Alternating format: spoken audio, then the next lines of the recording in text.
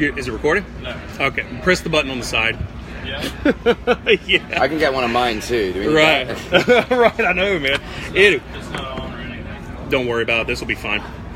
Anyway, we're sitting here with Jamie from Counterfeit, the UK upcomers, man. How are you doing today? Good, man. I'm hot, I'm sweaty, and I'm ready for a rock show. Yeah, absolutely. Oh, yeah. Well, tell me about your band. How'd you guys come together? So, myself, the guitarist Tristan, and the bassist Roland were playing in this kind of old outfit that I'd been studying and playing in since school, since I was about 15. And we had been playing some shows and whatnot, and we got to about 25, and we played our last show. And everybody came down and everyone was like, oh my God, this is great. You know, you guys have got such energy. But we didn't feel like the music that we were making was right. You know, we weren't enjoying it. It was about sunshine and rainbows and all that kind of nice stuff that really actually isn't reality at all. Yeah. So we put that to bed, and I'd gone through like some quite significant life changes, you know, just cleaning myself up and just getting myself back together. And through that, I experienced this just rush of like anger that I'd probably suppressed for about 10 years, and I felt it necessary to release that through a creative process, and Counterfeit was born through anger and loud guitars and aggression. Right. Well, I mean, with that in mind, I mean, if you said you got cleaned up, or you you have a substance abuse problem? No, I was drinking, and this like your phone. Exactly. Your phone is I know. wasted. It's like I used to be. I was just drinking, you know, and alcohol is great and it's fun and all, but for me, you know, it just wasn't my thing, and it took me a while to take a step back from it, and I needed that time to really readjust. So that's my story. That's my journey with that. Right. Well, I mean, how old are you? I mean, to have been had an well, alcohol I mean, a problem. gentleman never tells. Obviously, I'm 29. Oh, okay. All right. Okay. Yeah, So yeah. your looks betray what your age would actually be. Absolutely. Well, today is going to be your first show in the States, right? Today's our first festival in America. Yeah. Oh, okay. Yeah. When was your first show? Our first show was a week ago in Austin, Texas, and it Oh. was wild. And was it as hot as it is here today? Hotter.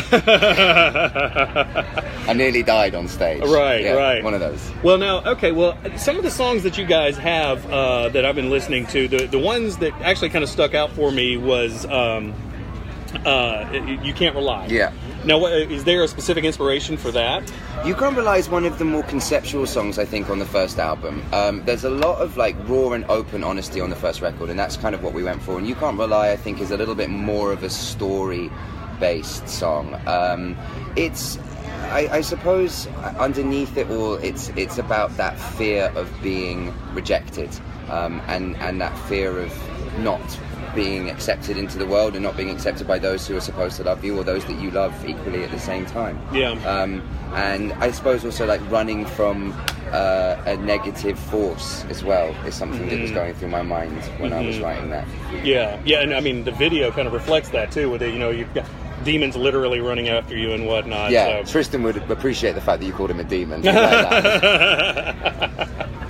Now, I'd be remiss not to mention that you have been an actor, as in, again, like I had mentioned before, in the Harry Potter movies. My personal favorite was Sweeney Todd. Thank you very much. That was the big blood fest, and I couldn't enjoy that more. Now, with that in mind, I know a lot of musicians, actors, and whatnot, when they try to go from like one platform of artistic expression to another, they run into resistance. Have you found that when you've gone from sort of trying to act to being in the band? Not really. I've been playing shows since I was like 16 years old in the London scene. I was the kid sneaking out of home and going and playing a rock show and not making it back until the wee hours and like crawling back into bed when I was younger. So I was always around the music scene, and a lot of my friends are involved in music as well back home. So it was always something that was a part of my life. I think what we've discovered and what we might have had to come up against is generally like press and stuff.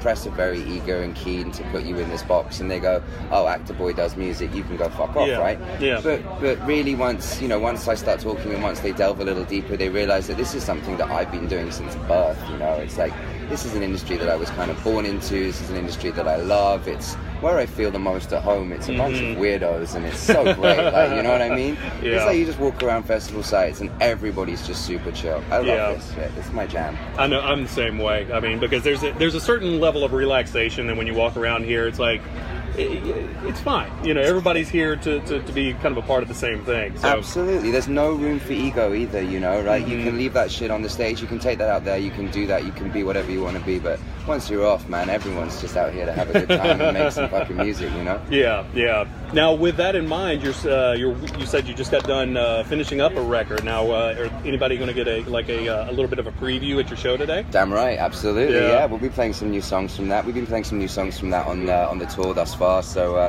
yeah, we're keen to share that with the people. Right. I'm one of those people that if we've written something and I think it's good, I want to play it immediately. So I'm always up against like the man when they're going, you can't play that now. You know, it's like we need to save. I'm like, no, what do you mean? Like we've written this so that people could enjoy it. Let's just go out there and play it. So I start 2 fingers up to those guys and we're playing it anyway.